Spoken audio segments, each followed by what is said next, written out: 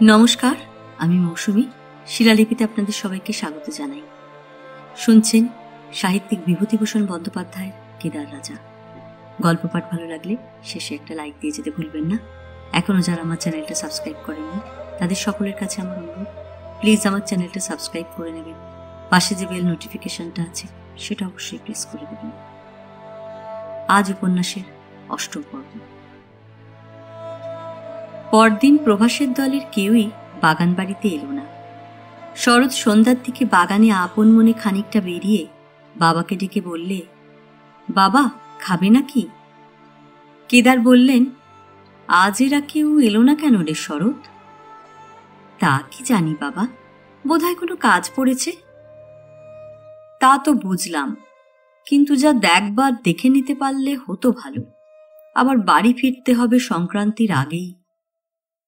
কেদারের আর তেমন ভালো লাগছিল না বটে, কিন্তু তিনি বুঝেছিলেন মেয়ের এত তাড়াতাড়ি দেশে ফিরবার ইচ্ছে নেই। তার এখন দেখবার বয়স, কখনো কিছু দেখেনি। আছে আজীবন গড়শিবপুরের জঙ্গলে পড়ে। দেখতে চায় দেখুক, তিনি বাধা দিতে চান না। শরৎ বললে, পেঁপে খাবে বাবা?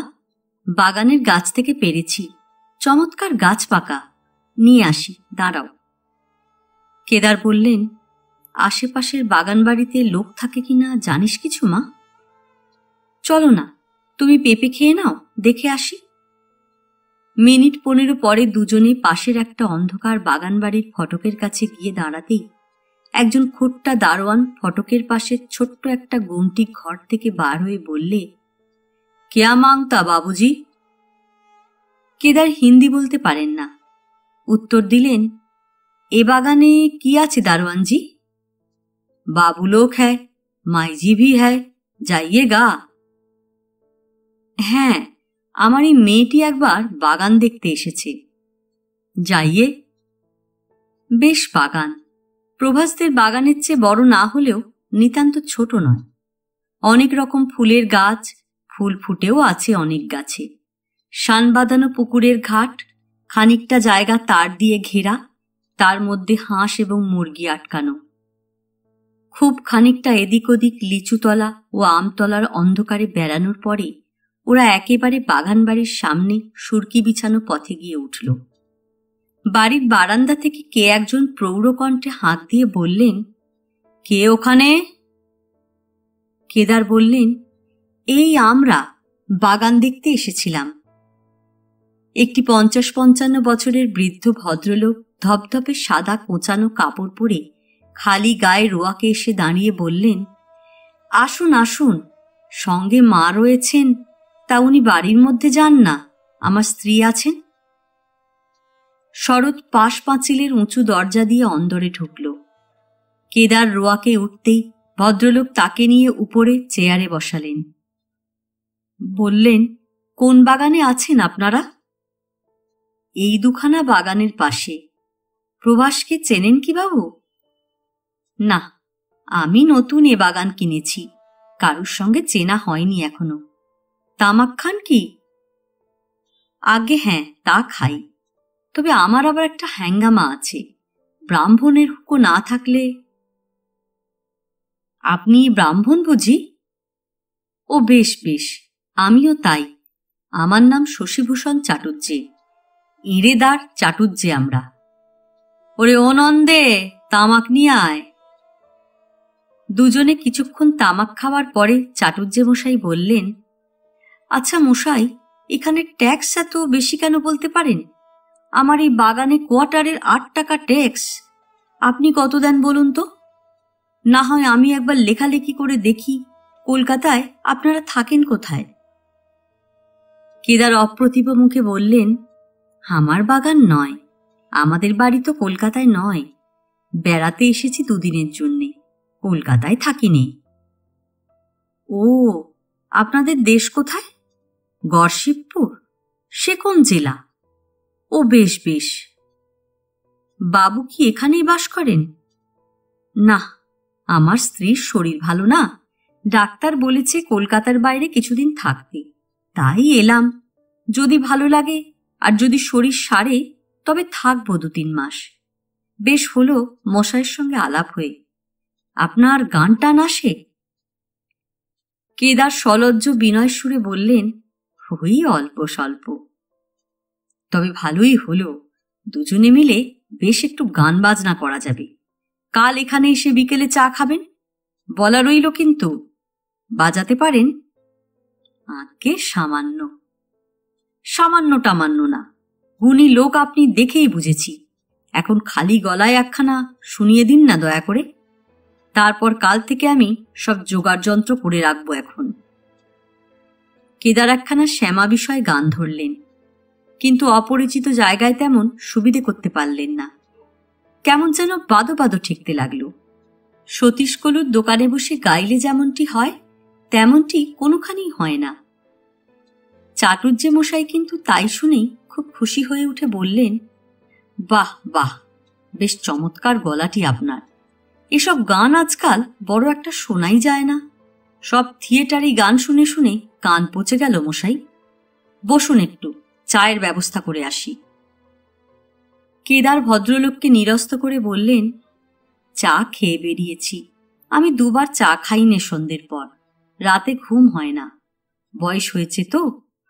এবার আপনি বরং একটা। চাটুজ্জে মশাইও দেখা গেল বিনয়ের অবতার।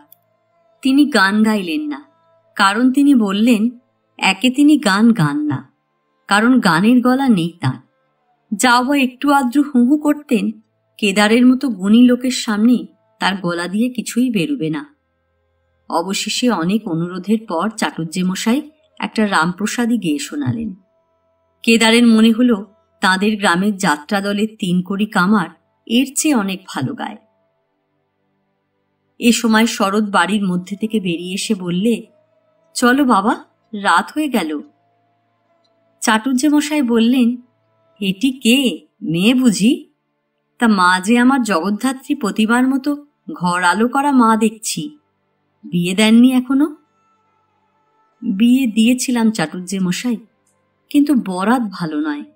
বিয়ের 2 বছর পরেই হাতের শাখা ঘুচে গেল। চলো মা, উঠি আজ চাটুজ্জে মশাই, নমস্কার। বড় আনন্দ হলো, মাঝে মাঝে আসবো কিন্তু। আসবেন বই কি, রোজ আসবেন আর এখানে চা খাবেন। মাকেও নিয়ে আসবেন।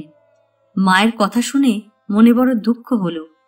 উনি আমার এখানে একটু মিষ্টি মুখ করবেন একদিন। নমস্কার। পথে আস্তে আস্তে শরৎ বললে, গিন্নি বেশ লোক বাবা, আমায় কত আদর করলে, জল খাওয়ানোর জন্য কত পীড়াপিড়ি। আমি খেলাম না, পরের বাড়ি খেতে লজ্জা করে। চিনি নে শুনি নে, আমায় আবার যেতে বলেছে। আমারও ভালো হলো, কর্তা গান বাজনা ভালোবাসে, শখ আছে, এখানে সন্ধেটা কাটানো যাবে। ওরা নিজেদের বাগান বাড়িতে ঢুকেই দেখলে বাড়ির সামনে প্রভাসের মোটর দাঁড়িয়ে রয়েছে। তারপর বাড়ি পৌঁছেই প্রভাসের সঙ্গে দেখা হলো। সে বাড়ির সামনে গোল বারান্দায় বসেছিল, বোধহয় এদের প্রত্যাবর্তনের অপেক্ষায়। কাছে এসে বললে, কোথায় গিয়েছিলেন কাকাবাবু? আমি অনেকক্ষণ এসে বসে আছি, কিন্তু আজ যে বড্ড দেরি করে ফেললেন। সিনেমা যাবার সময় চলে গেল। 9:30টার সময় যাবেন, প্রায় 12টায় ভাঙবে। শরৎ বললে, না প্রভাসদা, অত রাত্রে ফিরলে বাবার শরীর খারাপ হবে। থাক না, আজ আর একদিন হবে এখন। কেদার বললেন, তাই হবে এখন প্রভাস, আজ বড্ড দেরি হয়ে যাবে। তুমি তো আজ ও বেলা এলে না। এ বেলাও আমরা সন্ধে পর্যন্ত দেখে তবে বেরিয়েছি। কাল বরং যাওয়া যাবে এখন। বসো, চা খাও। না কাকাবাবু, আজ আর বসবো না। কাল তৈরি হয়ে থাকবেন, আসবো বেলা 5টার মধ্যে। কোনো অসুবিধা হচ্ছে না? না না, অসুবিধে কিসে, তুমি সেজন্য কিছু ভেবো না। পরদিন একেবারে দুপুরের পরই প্রভাস মোটর নিয়ে এলো। শরৎ চা করে খাওয়ালে প্রভাসকে। তারপর সবাই মিলে মোটরে গিয়ে উঠল। অনেক বড় বড় রাস্তা ও গাড়ি মোটরের ভিড় পেরিয়ে ওদের গাড়ি এসে একটা বড় বাড়ির সামনে দাঁড়ালো। প্রভাস বললে, এই হলো সিনেমা ঘর, আপনারা গাড়িতে বসুন, আমি টিকিট করে আনি। শরৎ বাড়িটার মধ্যে ঢুকে চারিদিকে চেয়ে আশ্চর্য হয়ে গেল। কত উঁচু ছাদ, ছাদের গায়ে বড় বড় আলোর ডুম। গদি আঁটা চেয়ার বেঞ্চি ঝকঝক তকতক করছে। কত সাহেব মেম বাঙালির ভিড়। কেদার বললে, এ জায়গাটার নাম কি হে প্রভাস? এ হলো এলফিনস্টোন পিকচার প্যালেস, একটা পার্সি কোম্পানির। বেশ বেশ, চমৎকার বাড়িটা। নামা শরৎ? থাকি জঙ্গলে পড়ে, এমন ধারাটি কখনো দেখিনি, আর দেখবই বা কোথায়। ইচ্ছে হয় সতীশ কলু, ছিবাস এদেরও নিয়ে এসে দেখাই। কিছু দেখলে না ওরা, শুধু তেল মেপে আর দাঁড়িপাল্লা ধরে জীবনটা কাটালে। সারা ঘর অন্ধকার হয়ে গেল। কেদার বলে উঠলেন, ও প্রভাস, এ কি হলো? ওদের আলো খারাপ হয়ে গেল বুঝি? প্রভাস নিম্ন সুরে বললে, চুপ করুন কাকাবাবু, এবার ছবি আরম্ভ হবে। সামনে সাদা কাপড়ের পর্দাটার ওপরে যেন জাদুকরের মন্ত্র বলে মায়াপুরী সৃষ্টি হয়ে গেল। দিব্যি বাড়িঘর, লোকজন কথা বলছে, রেলগাড়ি ছুটছে, সাহেব মেমের ছেলেমেয়েরা হাসি খেলা করছে। কাপড়ের পর্দার উপরে যেন আর একটা কলকাতা শহর। কিন্তু ছবিতে কি করে কথা বলে? কেদার অনেকবার ঠাউরে দেখবার চেষ্টা করেও কিছু মীমাংসা করতে পারলে না। অবশ্যই এর মধ্যে ফাঁকি আছে নিশ্চয়ই। মানুষের পেছন থেকে কথা বলছে কৌশল করে, মনে হচ্ছে যেন ছবির মুখ দিয়ে কথা বেরুচ্ছে। কিন্তু কেদার সেটা ধরে ফেলবার অনেক চেষ্টা করেও কৃতকার্য হতে পারলেন না। একবার একটা মোটর গাড়ির আওয়াজ শুনে কেদার দস্তুর মতো অবাক হয়ে গেলেন। মানুষে কি মোটর গাড়ির আওয়াজ বের করে মুখ দিয়ে? বোধহয় কোনো কলের সাহায্যে ওই আওয়াজ করা হচ্ছে। কলে কি না হয়। হঠাৎ সব আলো একসঙ্গে আবার জ্বলে উঠল। কেদার বললেন, শেষ হয়ে গেল বুঝি? প্রভাস বললে, না না কাকাবাবু, এখন কিছুক্ষণ বন্ধ থাকবে, তারপর আবার আরম্ভ হবে। চা খাবেন কি? বাইরে আসুন তবে। শরৎ বললে, প্রভাসদা, দোকানের চা আর ওকে খাওয়ানোর দরকার নেই। সাতেক জাতের ইঁটো পেয়ালায় চুমুক দিতে হবে, থাকবে। ওমা, ওই যে অরুণবাবু, উনি এলেন কোথা থেকে? অরুণ কেদারকে প্রণাম করে বললে, কেমন লাগছে আপনাদের? ওর কেমন লাগছে? চলুন, আজ সিনেমা ভাঙলে দমদমা পর্যন্ত আপনাদের পৌঁছে দিয়ে আসব। কেদার বললেন, বেশ, তাহলে আমাদের ওখানেই আজ খেয়ে আসবে দুজনে। না, আজ আর না, আর একদিন হবে এখন বরং। এই সময় গিরিন বলে সেই লোকটাও ওদের কাছে এসে দাঁড়ালো। প্রভাসকে সে কি একটা কথা বললে ইংরেজিতে। প্রভাস বললে, কাকাবাবু, শরৎ দিদিকে আমার এই বন্ধু ওর বাড়িতে নিয়ে যাওয়ার জন্য বলছেন। কেদার বললেন, বেশ তো, আজই? হ্যাঁ, আজ, বায়োস্কোপের পরে। ছবি ভাঙবার পরে সবাই মোটরে উঠল। গিরিন ও প্রভাস বসেছে সামনে, কেদার, অরুণ আর শরৎ পিছনের সিটে। একটা গলির মধ্যে ঢুকে একটা ছোট্ট বাড়ির সামনে গিয়ে দাঁড়ালো। গিরিন নেমে ডাক দিল, ও রবি, রবি। একটা ছেলে এসে দৌড় খুলে দিলে। গিরিন বললে, তোমার এই পিসিমাকে বাড়ির মধ্যে নিয়ে যাও। আসুন কেদারবাবু, বাইরের ঘরে আলো দিয়ে গিয়েছে। সে বাড়িতে বেশিক্ষণ দেরি হলো না। বাড়ির মধ্যে থেকে সেই ছেলেটাই সকলকে চা ও খাবার দিয়ে গেল বাইরের ঘরে।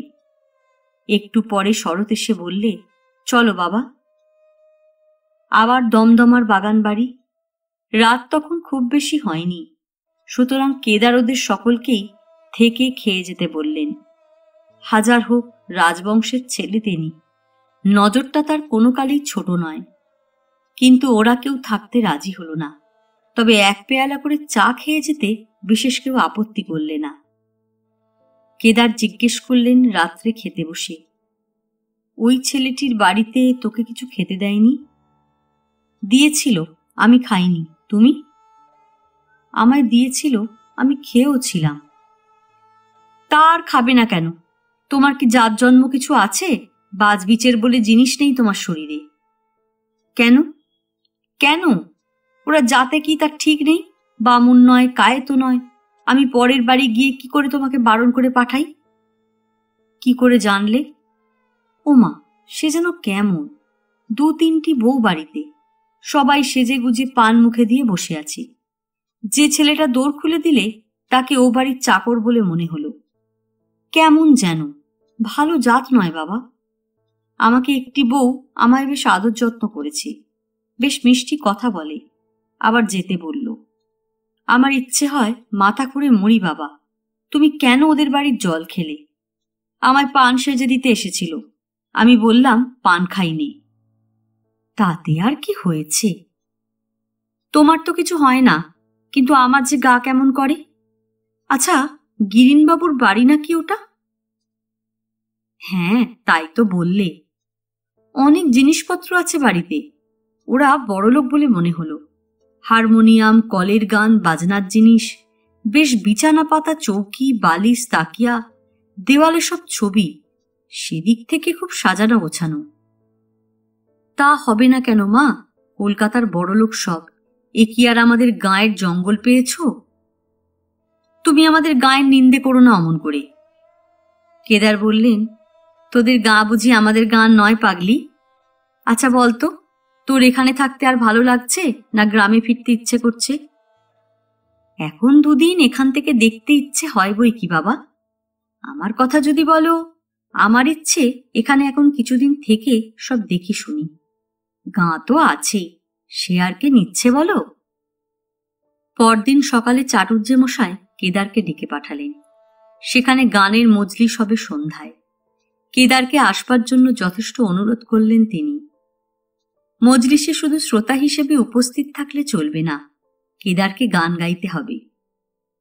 কেদার বললেন, আগে আমি বাজাতে পারি কিছু কিছু বটে, কিন্তু মজলিসে গাইতে সাহস করিনি। খুব ভালো কথা, কি বাজান বলুন? বেহালা জোগাড় করতে পারেন বাবু? বেহালা ওবেলা পাবেন, আনিয়ে রাখব। সেদিন তো বলেননি আপনি বেহালা বাজাতে পারেন। আপনি দেখছি সত্যি গুণী লোক। ওবেলা এখানে আহার করতে হবে, কিন্তু বাড়িতে মাকে বলে আসবেন।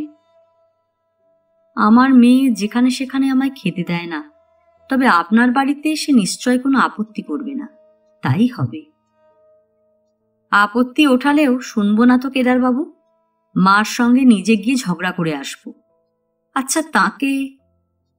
সে কোথাও খায় না, তাকে আর বলার দরকার নেই। বিকেলে চাও এখানে খাবেন।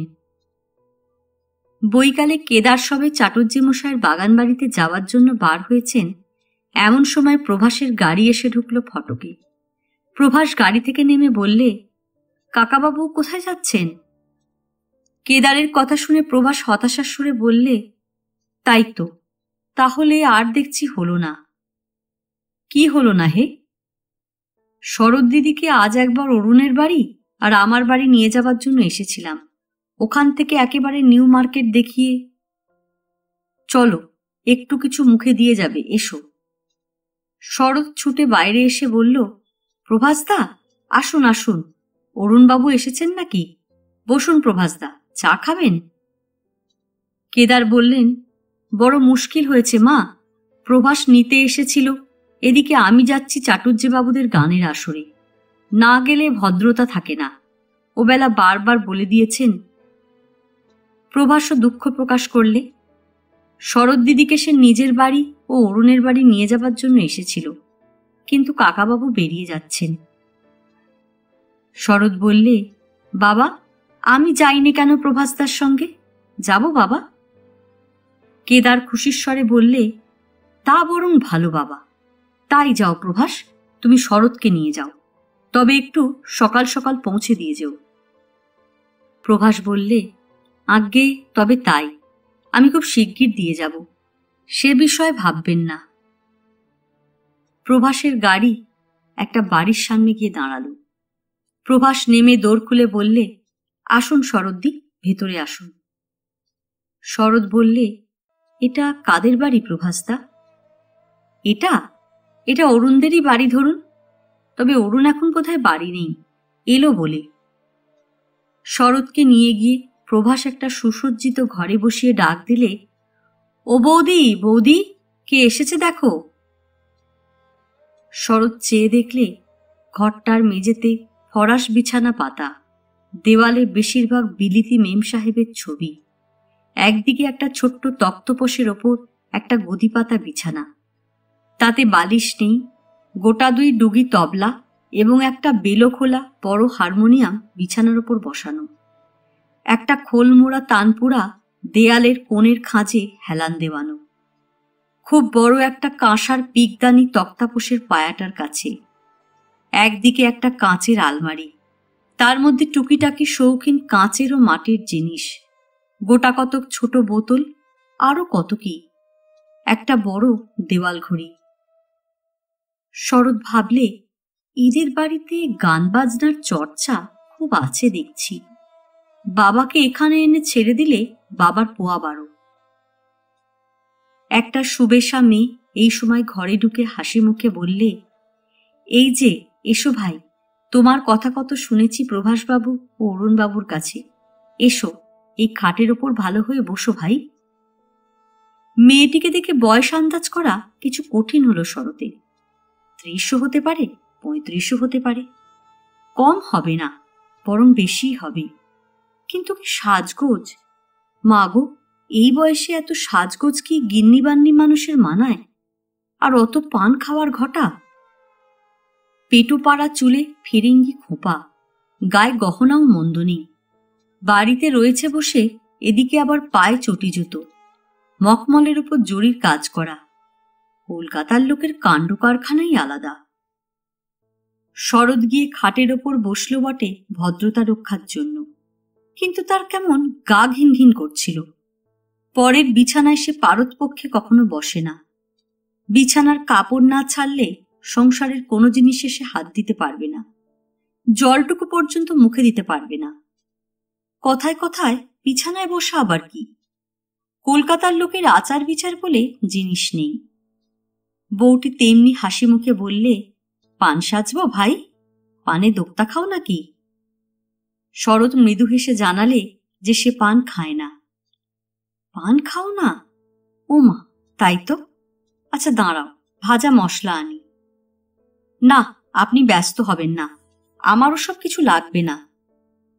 প্রভাস বললে, শরৎদি, বৌদি খুব ভালো গান করেন, শুনবেন একখানা? শরৎ উৎফুল্ল কণ্ঠে বললে, শুনবো বই কি, ভালো গান শোনাই তো হয় না। উনি যদি গান দয়া করে। বাবার গান ও বাজনা শরৎ শুনছে বাল্যকাল থেকেই, কিন্তু লণ্ঠনের তলাতেই অন্ধকার। বাবার গান বাজনা তার তেমন ভালো লাগে না, এমনকি বাবা ভালো গাইতে পারেন বলেও মনে হয় না শরতের। অপরের শুনে বাবার গানের বা বাজনার কেন এত প্রশংসা করে শরৎ তা বুঝতে পারে না। মাঝে মাঝে কেদার বলতেন গড়শিবপুরের বাড়িতে, শরৎ শোনো মা এই মালকোষখানা।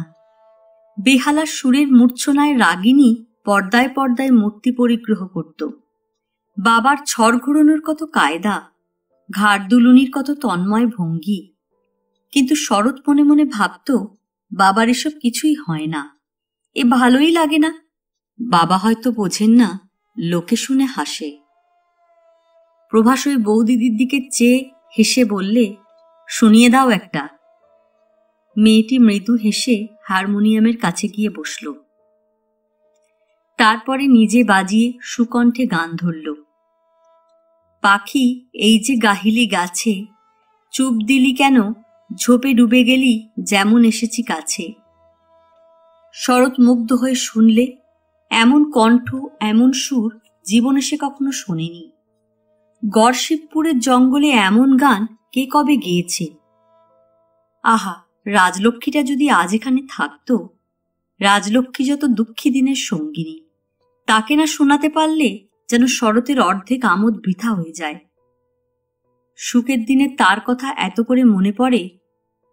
গান থেমে গেলে শরতের মুখ দিয়ে আপনা আপনি বেরিয়ে গেল, কি চমৎকার। মেয়েটি ওর দিকে চেয়ে চেয়ে হেসে কি একটা বলতে যাবে, এমন সময় একটি 19-20 বছরের মেয়ে দোরের কাছে এসে বললে, আজ এত গানের আসর বসলো এত সকালে? কে এসেছে গো তোমাদের বাড়ি? আমি বলি তুমি। শরতের দিকে চোখ পড়তে মেয়েটি হঠাৎ থেমে গেল, তার মুখের হাসি মিলিয়ে গেল। ঘরে না ঢুকে সে দোরের কাছে দাঁড়িয়ে রইল। মেয়েটির পরনে লাল রঙের জরিপার শাড়ি, খোঁপায় জরির ফিতে জড়ানো, নিখুঁত সাজগোজ, মুখে পাউডার। শরৎ ভাবলে মেয়েটি হয়তো কোথাও নিমন্ত্রণ খেতে যাবে, কুটুম্ব বাড়ি, তাই এমন সাজগোজ করেছে। প্রভাসের বৌদি বললে, এই যে গানের আসল লোক এসে গিয়েছে।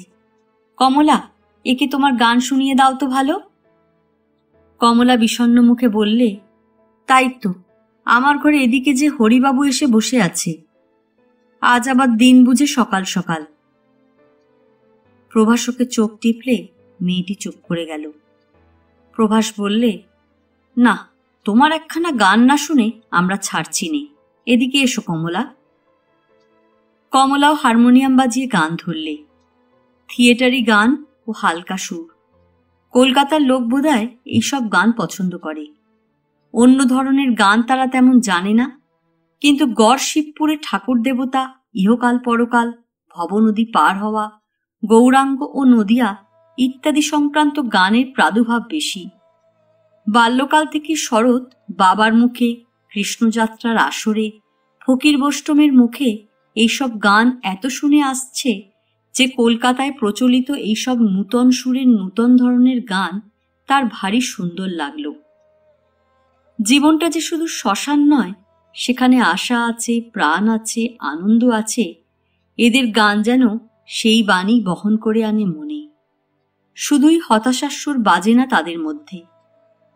শরৎ বললে, বড় চমৎকার গলা আপনার, আর একটা গাইবেন? বিনা প্রতিবাদে মেয়েটি আর একটা গান ধরলে। গান ধরবার সময় ঘরের মেঝেতে বসানো একজোড়া বায়া তবলার দিকে চেয়ে প্রভাসকে কি বলতে যাচ্ছিল। প্রভাস আবার চোখ টিপে বারণ করলে। আগের চেয়েও এবার চড়া সুরে দু একটা ছোটখাটো তান উঠালে গলায় মেয়েটি।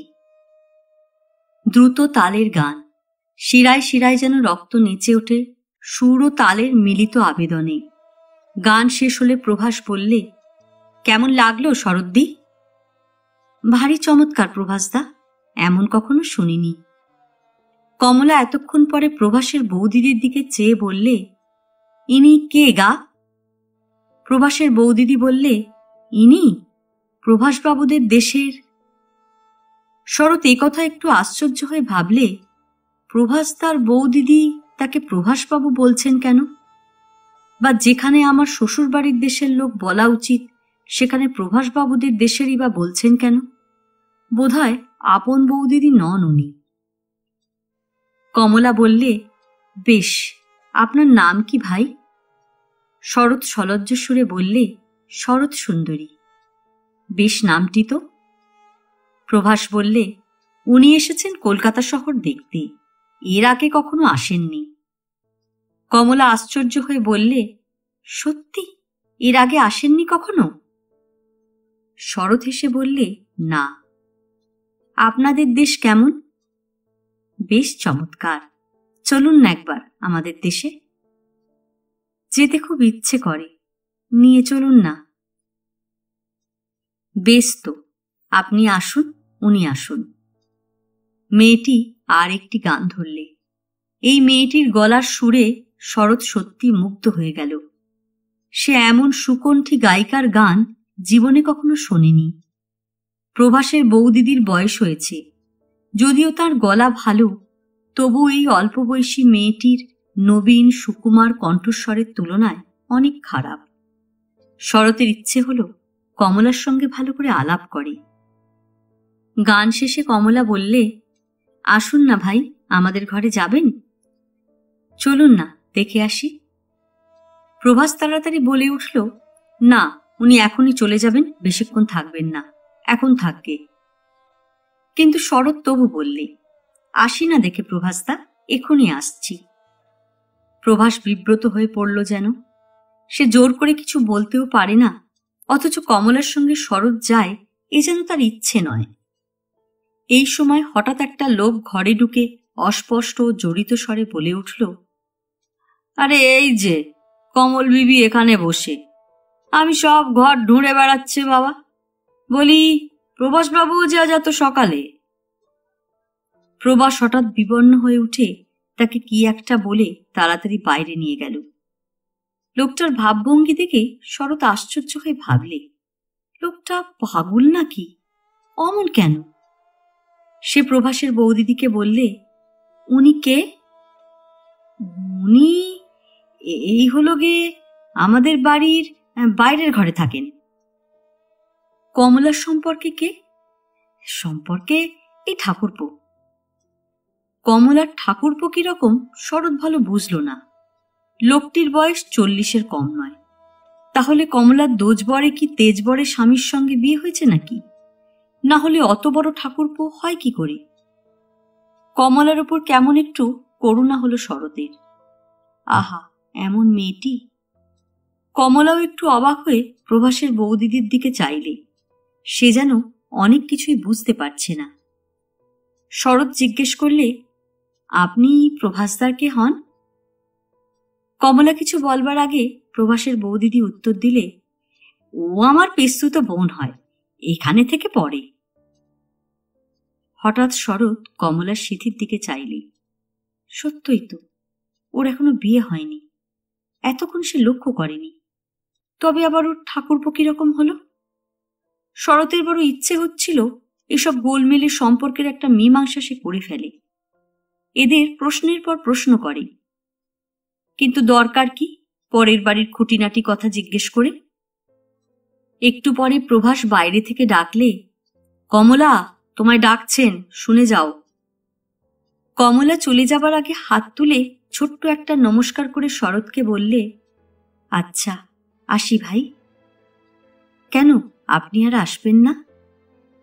কি জানি, যদি কোনো কাজ পড়ে। কাজ সেরে আসবেন, যাবার আগে দেখা করেই যাবেন। আপনি কতক্ষণ আছেন আর? প্রভাসের বৌদি বললে, উনি এখনো ঘণ্টাখানেক থাকবেন। কমলা বললে, যদি পারি আসবো তার মধ্যে। ও চলে গেলে শরৎ প্রভাসের বৌদিদির দিকে চেয়ে বললে, বেশ মেয়েটি।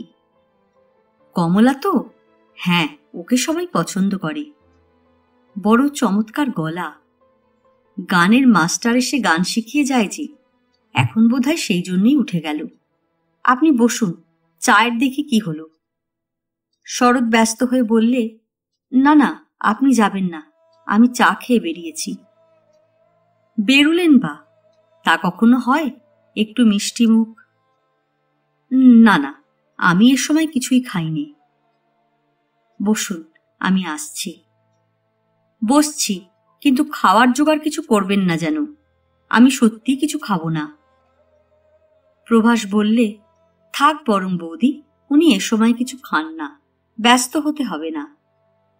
এই সময় অরুণ ও গিরিন বলে সেই লোকটা ঘরে ঢুকল। শরৎ হাসি মুখে বললে, এই যে অরুণবাবু, আসুন। দেখুন, মাথায় টনক আছে আমার। কি করে জানলুম আপনি এখানে এসেছেন? গিরিন প্রভাসকে বাইরে ডেকে নিয়ে বললে, কি ব্যাপার? প্রভাস বিরক্ত মুখে বললে, আরে ওই হরিষা না কি ওর নাম, সব মাটি করে দিয়েছিল আর একটু হলে। এমন বেফাঁস কথা হঠাৎ বলে ফেললে। আমি বাইরে নিয়ে গিয়ে ধমকে দিলাম আচ্ছা করে।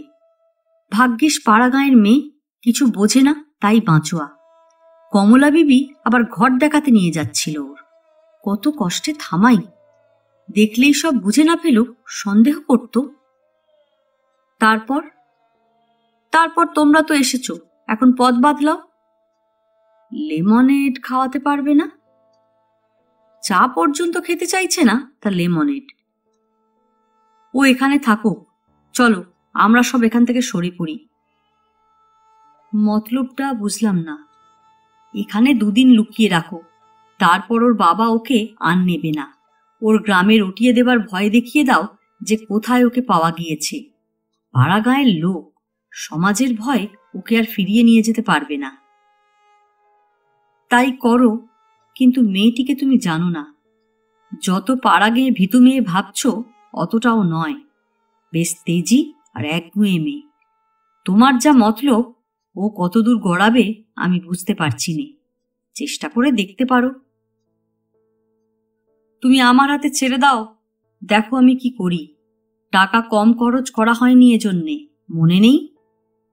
হেনাকে ডাকো একবার বাইরে। হেনার সঙ্গে পরামর্শ করো, তাকে সব বলা আছে, সে একটা পথ খুঁজে বার করবেই। কমলাকেও বলো। ওর বৌদিদি শরৎকে পাশের ঘরের সাজসজ্জা দেখাতে নিয়ে গিয়েছিল ইতিমধ্যে। একটা খুব বড় ড্রেসিং টেবিল দেখে শরৎ খুশি হয়ে বললে, বেশ জিনিসটা তো, আয়নাখানা বড় চমৎকার। এর দাম কত ভাই? 125 টাকা। আর ওই খাটখানা? ও বোধহয় পড়েছিল 70 টাকা। আমার ধীরেন বাবু, মানে আমার গিয়ে বাপের বাড়ির সম্পর্কে ভাই, সেই দিয়েছিল। বিয়ের সময় দিয়েছিলেন বুঝি? এ সবই তাহলে আপনার বিয়ের সময় বরের যৌতুক হিসেবে? হ্যাঁ, তাই তো। আপনার স্বামী এখনো বাড়ি আসেননি? অফিসে কাজ করেন বুঝি? হ্যাঁ। আপনার শাশুড়ি বা আর সব, ওদের সঙ্গে আলাপ হলো না? এই বাড়িতে আর কেউ থাকেন না, এ শুধু মানে আমাদের, উনি আর আমি। আলাদা বাসা করেছেন বুঝি? তা বেশ। হ্যাঁ, আলাদা বাসা। অফিসের কাছে হয় কি না, এ অনেক সুবিধে।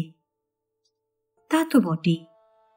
আপনি এইবার মুখে কিছু না দিলে সত্যি ভয়ানক দুঃখিত হব ভাই। বারবার খাওয়ার কথা বলাতে শরৎ মনে মনে বিরক্ত হল। সে যখন বলছে খাবে না, তখন তাকে পিড়াপিড়ি করার দরকার কি এদের? সে যে বিধবা মানুষ তা এরা নিশ্চয়ই বুঝতে পেরেছে। বিধবা মানুষ সব জায়গায় সব সময় খায় না, বিশেষ করে পল্লীগ্রামের ব্রাহ্মণের ঘরের বিধবা। তার অনেক কিছু বাজবিচার থাকতে পারে, সে জ্ঞান দেখা যাচ্ছে কলকাতার লোকের একেবারেই নেই।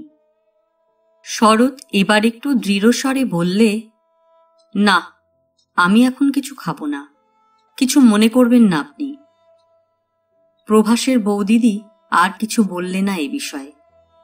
শরৎ ভাবলে, এদের সঙ্গে ব্যবহারে হয়তো সে ভদ্রতা বজায় রেখে চলতে পারবে না, কিন্তু কি করবে সে? কেন এ নিয়ে পিড়াপিড়ি করা? খাবে না বলেছে, ব্যাস মিটে গেল। ওদের বোঝা উচিত ছিল।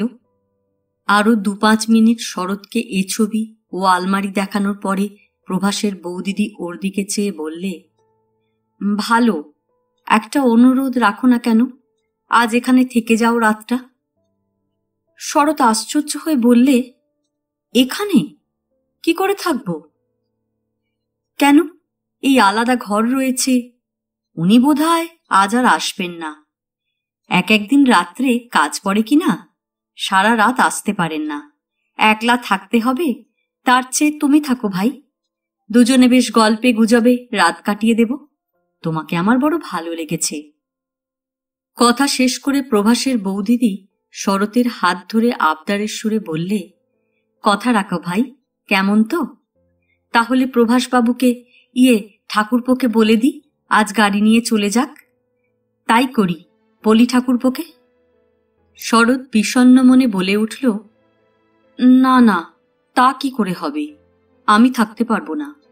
বাবার পাশের বাড়িতে চাটুর্যে মহাশয়ের ওখানে আজ রাত্রে নেমন্তন্ন আছে, তাই রান্না নেই, এতক্ষণ আছি সেই জন্যে।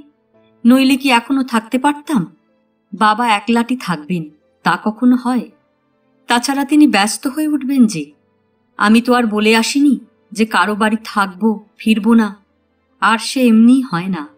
আপনার স্বামী যদি এসেই পড়েন হঠাৎ। প্রভাসের বৌদিদি বললে, এসে পড়লে কিছুই নয়, 3টে ঘর রয়েছে এখানে। তোমাকে ভাই এই ঘরে আলাদা বিছানা করে দেব, কোনো অসুবিধে হবে না। থাকো ভাই, প্রভাসকে বলি গাড়ি নিয়ে চলে যাবার জন্যে। বসো তুমি এখানে। না, সে হয় না, বাবাকে কিছু বলা হয়নি, তিনি ভীষণ ভাববেন। প্রভাস কেন গাড়িতে করে গিয়ে বাবার কাছে খবর দিয়ে আসুক না যে তুমি আমাদের এখানে থাকবে? তাহলেই তো সবচেয়ে ভালো হয়। তাই বলি, এই বেশ, সব দিক দিয়ে সুবিধা হলো। তোমার পায়ে পড়ি ভাই, এতে অমত করো না। শরৎ পড়ে গেল বিপদে। একদিকে তার অনুপস্থিতিতে তার বাবার সুবিধে অসুবিধের ব্যাপার, অন্যদিকে প্রভাসের বৌদিদির এই স্বনির্বন্ধ অনুরোধ। কোন দিকে সে যায়? অবশ্যই একটা রাত এখানে কাটানো আর তেমন কি। সম্ভবত ওর স্বামী আজ আপিসের কাজে বাড়িতে ফিরতে পারবেন না বলেই ওকে সঙ্গে রাখার জন্য ব্যস্ত হয়েছে। শোয়ারও অসুবিধে কিছু নেই, থাকলেই হলো। কিন্তু একটা বড় কথা এই যে, সে বাড়ি না ফিরলে বাবা কি ভাবনাতেই পড়ে যাবেন। তবে বাবাকে যদি প্রভাসদা এখনই খবর দিয়ে দেন, সে আলাদা কথা। সে ৭-৫ ভেবে কি একটা বলতে যাচ্ছিল, এমন সময় কমলা এসে ঘরে ঢুকে বললে, বারে, এখানে সবচেয়ে আমি খুঁজে বেড়াচ্ছি। প্রভাসের বৌদিদি উৎফুল্ল হয়ে উঠে বললে, বেশ সময় এসে পড়েছ কমলা। আমি ওকে বোঝাচ্ছি ভাই যে আজ রাতটা এখানে থেকে যেতে। উনি আজ আপিস থেকে আসবেন না, জানোই তো। দুজনে বেশ একসঙ্গে গল্পগুজবে, কি বলো? প্রভাস এবং তার দলবল একটু আগে বাইরে কমলার সঙ্গে কি কথা বলেছে, সেই জন্যই তার এখানে আসা, যতদূর মনে হয়। সে বললে, আমিও তাই বলি ভাই। বেশ সবাই মিলেমিশে একটা রাত আপনাকে নিয়ে আমোদ করা গেল। প্রভাসের বৌদিদি বললে, আর বড্ড ভালো লেগেছে তোমাকে, তাই বলছি। কি বলো কমলা? তার বলতে, আমি তো ভাবছি একটা কিছু সম্বন্ধ পাতাবো। এই মেয়েটিকে সত্যি শরতের খুব ভালো লেগেছিল। বয়সে তার সঙ্গিনী রাজলক্ষ্মীর চেয়ে কিছু বড় হবে, দেখতে শুনতে রূপসী মেয়ে বটে। সকলের ওপরে ওর গান গাইবার গলা। অনেক জায়গায় গান শুনেছে শরৎ, কিন্তু এমন গলার স্বর। শরৎ আগ্রহের সঙ্গে বলে উঠল, বেশ, সম্বন্ধ পাতাও না ভাই, আমি ভারী সুখী হব। কি সম্বন্ধ পাতাবেন বলুন? আপনি বলুন। প্রভাসের বৌদিদি বললে, গঙ্গা জল পছন্দ হয়? কমলা উৎসাহের সুরে ঘাড় নেড়ে বললে, বেশ পছন্দ হয়। আপনারও হয়েছে তো? তবে তাই, কিন্তু আজ রাত্রে।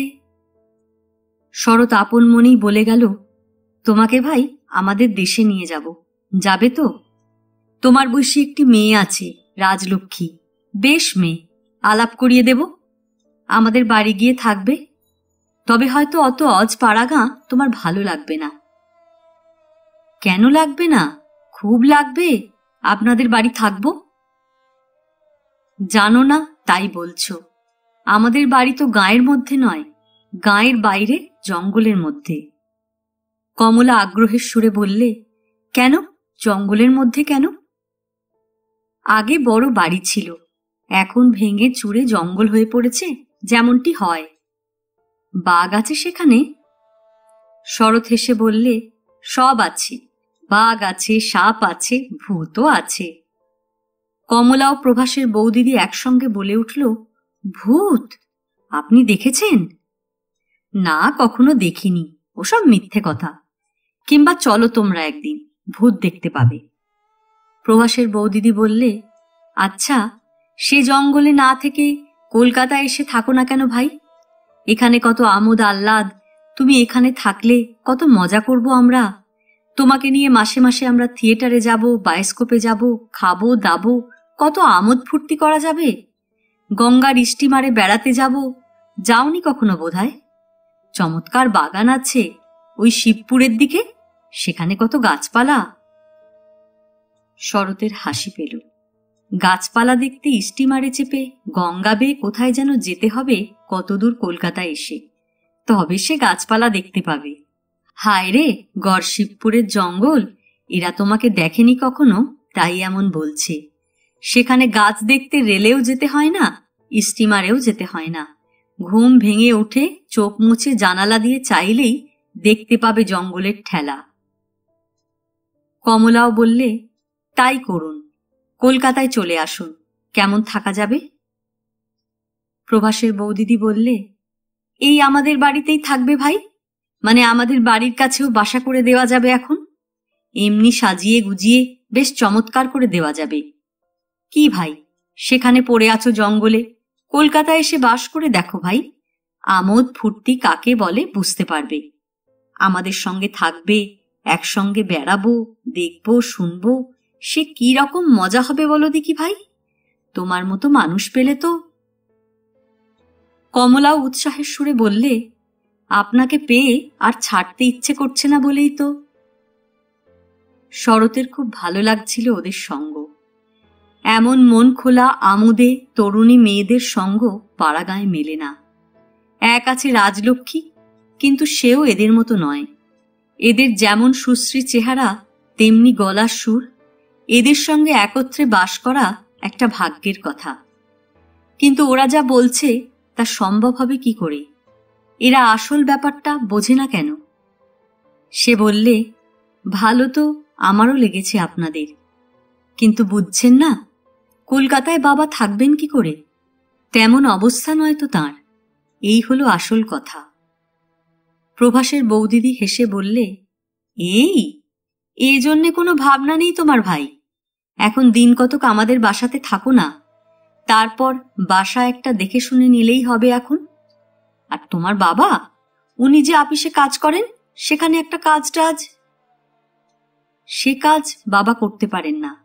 ইংরেজি জানেন না। উনি জানেন গান বাজনা, বেশ ভালো বেহালা বাজাতে পারেন। প্রভাসের বৌদিদি কথাটা যেন লুফে নিয়ে বললে, বেশ বেশ, তবে তো আরো ভালো। নরেশবাবু থিয়েটারেই তো কাজ করেন, তিনি ইচ্ছে করলে। শরৎ বললে, নরেশবাবুকে?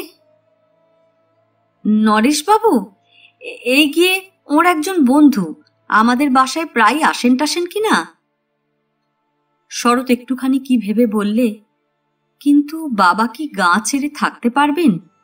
আমার শহর দেখা শেষ হয়নি বলে তিনি এখনো বাড়ি যাবার পেরাপিরি করছেন না, নইলে এতদিন উদ্ব্যস্ত করে তুলতেন না আমাকে।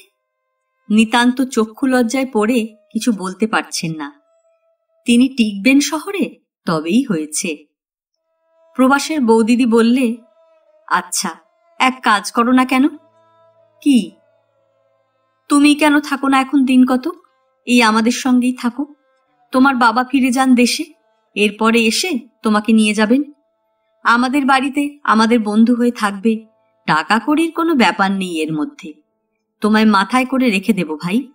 বড্ড ভালো লেগেছে তোমাকে, তাই বলছি। কি বলিস কমলা?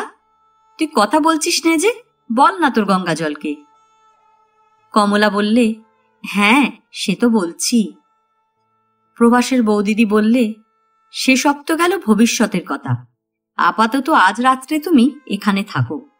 প্রভাস গিয়ে খবর দিয়ে আসুক তোমার বাবাকে। রাজি? শরৎ দ্বিধার সঙ্গে বললে, আজ? তা না ভাই, আজ বরং আমায় ছেড়ে দাও। কাল বাবাকে বলে। তাতে কি ভাই? প্রভাস ঠাকুরপো গিয়ে এখনই বলে আসছে, যাবে আর আসবে। ডাকি প্রভাসবাবুকে, তুমি আর অমত করো না। বসো, আমি আসছি। তুমি থাকলে কমলাকে দিয়ে সারা রাত গান গাওয়াবো। শরৎ এমন বিপদে কখনো পড়েনি। কি সে করে এখন? এদের অনুরোধ এড়িয়ে চলে যাওয়াও অভদ্রতা। যখন এতটাই পীড়াপিড়ি করছে তার থাকার জন্য, থাকলে বেশ মজাও হয়, কমলার গান শুনতে পাওয়া যায়। কিন্তু অন্যদিকে বাবাকে বলে আসা হয়নি। বাবা কি মনে করতে পারেন? তবে প্রভাসদা যদি মোটরে করে গিয়ে বলে আসে, তবে অবশ্যই বাবার ভাববার কারণ ঘটবে না। তবুও কি তার নিজের মন তাতে শান্তি পাবে? কোথায় বাগানের মধ্যে নির্জন বাড়ি, সেখানে একলাটি পড়ে থাকবেন বাবা। রাত্রে যদি কিছু দরকার পড়ে, তখন কাকে ডাকবেন? কে তাকে দেখে? সে ইতস্তত করে বললে, না ভাই, আমার থাকবার জো নেই। আজ ছেড়ে দাও, বাবাকে বলে কাল আসবো। হঠাৎ প্রভাসের বৌদিদি উঠে হাত বাড়িয়ে দরজা আগলে দাঁড়িয়ে বললে, যাও দেখি কেমন করে যাবে ভাই। কখনো যেতে দেব না। কই, যাও তো কেমন করে যাবে? এই আমোদটা আমাদের মাটি করে দিয়ে গেলেই হলো। শরৎ তার কাণ্ড দেখে হেসে ফেললে। এমন সময় বাইরে থেকে প্রভাসের গলা শুনতে পাওয়া গেল, ও বৌদিদি। প্রভাসের বৌদিদি বললে, দাঁড়াও ভাই, আসছি। ঠাকুরপো ডাকছে, বোধহয় চা চান। বন্ধু বান্ধব এসেছে কিনা, ঘন ঘন চা। সে বাইরে যেতেই প্রভাস তাকে বারান্দার ওপ্রান্তে নিয়ে গিয়ে বললে, কি হলো? তার সঙ্গে অরুণ ও গিরিনও ছিল। গিরিন ব্যস্তভাবে বললে, কতদূর কি করলে হেনা? বাবা, সোজা একগুঁয়ে মেয়ে, কেবল বাবা আর বাবা। এত বোঝাচ্ছি, এত কাণ্ড করছি, এখনো মাথা হেলায়নি। কমলা আবার ঢোক মেরে চুপ করে রয়েছে। আমি একা বকে বকে মুখে বোধহয় ফেনা তুলে ফেললাম। ধন্যী মেয়ে যা হোক, যদি পারি আমায় 100 কিন্তু পুড়িয়ে দিতে হবে। কমলা কিছুই করছে না, ওর টাকা। গিরিন বিরক্তির সুরে বললে, আরে দূর, টাকা আর টাকা, কাজ উদ্ধার করো আগে। একটা পাড়া গিয়ে মেয়েকে সন্ধ্যে থেকে ভুলোতে পারলে না। তোমরা আবার বুদ্ধিমান, তোমরা আবার শহুরে। প্রভাসের বৌদিদি মুখ নাড়া দিয়ে বলে উঠল, বেশ, তুমি তো বুদ্ধিমান, যাও না, ভজাওগে না, কত মুরদ। তেমন মেয়ে নয় ও, আমি ওকে চিনেছি। মেয়ে মানুষ হয়ে জন্মেছি, আমরা চিনি মেয়ে মানুষকে কি রকম। ও একেবারে বন বিচুটি, তবে পাড়া গাঁ থেকে এসেছে আর কখনো কিছু দেখেনি, তাই এখনো কিছু সন্দেহ করেনি। নইলে ওকে কি যেমন তেমন মেয়ে পেয়েছ? প্রভাস বিরক্ত হয়ে বললে, যাক, আর এক কথা বারবার বলে কি হবে? সোজা কাজ হলে তোমাকেই বা আমরা টাকা দিতে যাব কেন হেনা বিবি, সেটাও তো ভাবতে হয়। হেনা বললে, এবার যেন একটু নিমরাজি গোছের হয়েছে দেখি। হেনা ঘরের মধ্যে ঢুকে গেল এবং মিনিট 5 পরেই হাসি মুখে বার হয়ে এসে বললে, কই ফেলো তো দেখি টাকা। ওরা সবাই ব্যস্ত উৎসুকভাবে বলে উঠল, কি হলো, রাজি হয়েছে? হেনা হাসি মুখে ঘাড় দুলিয়ে বাহাদুরির সুরে বললে, এ কি যার তার কাজ, এ হেনা বিবি ছিল তাই হলো, দেখি টাকা। আমি যাকে বলে সেই যাই পাতায় পাতায় বেড়াই, তাই। গিরিন বিরক্তির সুরে বললে, আহ, কি হলো তাই বলো না, গেলে আর এলে তো। আমি গিয়েই বললাম, ভাই, প্রভাস ঠাকুরপোকে বলে এলাম তোমার বাবাকে খবর দিতে, সে গাড়ি নিয়ে এখনই যাচ্ছে বললে। আমি জোর করে কথাটা বলতেই আর কোনো কথা বলতে পারলে না, কেবল বললে প্রভাসদা যাবার আগে আমার সঙ্গে যেন দেখা করে যায়, বাবাকে কি বলতে হবে বলে দেব। কমলা কিন্তু কিচ্ছু করছে না, মুখ বুজে গিন্নি শকুনির মতো বসে আছে। গিরিন বললে, না প্রভাস, তুমি এখান থেকে সরে পড়ো। হেনা গিয়ে বলুক তুমি চলে গিয়েছ। তুমি এ সময় সামনে গেলে এ কথাও বলতে পারে যে আমিও ওই গাড়িতে বাবার কাছে গিয়ে নিজেই বলে আসি। তাছাড়া তোমার চোখ মুখ দেখে সন্দেহ করতে পারে। হেনার মতো তুমি পারবে না, ও হলো অ্যাক্ট্রেস, ও যা পারবে তা তুমি আমি পারতে। হেনা বললে, বঙ্গরস থিয়েটারে আজ 5টি বছর কেটে গেল কি মিথ্যে মিথ্যে। ম্যানেজার সেদিন বলেছে, হেনা বিবি, তোমাকে এবার ভাবছি সীতার পার্ট দেব। সেদিন আমার রানীর পার্ট দেখে ও কি ওই কমলির কাজ, অনেক তোড়জোড় চাই। গিরিন বললে, যাক, ওসব কথা, কে কোথা দিয়ে কি শুনে ফেলবে, এত পরিশ্রম সব মাটি হবে। খসে পড়ো প্রভাস, তোমাকে আর না দেখতে পায়, মন আবার ঘুরে যেতে কতক্ষণ। যদি বলে বসে, না আমি প্রভাসদার মোটরে বাবার কাছে যাব, আর কে যাচ্ছে এখন এত রাত্রে সেই পাগলা বুড়োটার কাছে? প্রভাস ইতস্তত করে বললে, তবে আমি যাই। যাও, তোমায় আর দেখতে না পায়, পায়ের বেশি শব্দ করো না। তোমরা, তোমাদের এখানে থাকা উচিত হবে না তা বুঝছো? আমরা যাচ্ছি, তুমি আগে যাও, কারণ তুমি চলে গেলে ওর হাতের তীর ছাড়া হয়ে যাবে, আর তো মত বদলাতে পারবে না। হেনা বললে, আজ রাত্রিটা কোনো রকম বেতাল না দেখেও, তোমরা ওই হরিশালকটাকে আগলে রাখো। অরুণ বললে, কোথায় সে? প্রভাস বললে, আমি তাকে কমলির ঘরে বসিয়ে রেখে এসেছি, কিন্তু এখন যা আছে আর 2 ঘন্টা পরে তো থাকবে না। ওকে চেনো তো, চিনে বাজারের অত বড় দোকানটা ফেল করেছে এই করে। বোকা তাই রক্ষে, ওকে সরিয়ে দাও বাবা আজ রাত্রিরের মতো। গিরিন বললে, যাও না তুমি, কেন দাঁড়িয়ে দাঁড়িয়ে বকবক করছো? প্রভাস চলে যেতে উদ্যত হলে গিরিন তাকে বললে, কোথায় থাকবে? আজ বাড়ি চলে যাই, বাবা সন্দেহ করবেন, বেশি রাত্রিরে বাড়ি ফিরলে। ভালো কথা, তোমার বাবার সঙ্গে তো ওর বাবার খুব আলাপ, সেখানে গিয়ে সন্ধান নেবে না তো বুড়ো? প্রভাস হেসে বুড়ো আঙুল নেড়ে বললে, বাবা সেগুড়ে বালি, অত কাঁচা ছেলে আমি নই। বাবা তো বাবা, বাড়ির কেউই ঘুণাক্ষরেও কিছু জানে না। বাবাও কেদারকে ভুলে গিয়েছেন, দুজনের দেখাশোনা নেই কতকাল, দেখলে কেউ হঠাৎ হয়তো চিনতে পারবে না। তার উপর আমাদের বাড়ি কেদার বুড়ো জানবে কি করে? ঠিকানা জানে না, নম্বর জানে না, কোনোদিন শোনেও নি, আর এ কলকাতা শহর, বুড়ো না চেনে বাড়ি, না চেনে রাস্তাঘাট, সেদিকে ঠিক আছে। প্রভাস সিঁড়ি দিয়ে নেমে নিচে গেল। অরুণ একটু দ্বিধার সুরে বললে, কাজটা তো একরকম যা হয় এগুলো, শেষে পুলিশের কোনো হাঙ্গামায় পড়ব না তো? কিসের পুলিশের হাঙ্গামা? নাবালিকা তো নয়, 26-27 বছরের ধাড়ি। আমরা প্রমাণ করব ও নিজের ইচ্ছে এসেছে।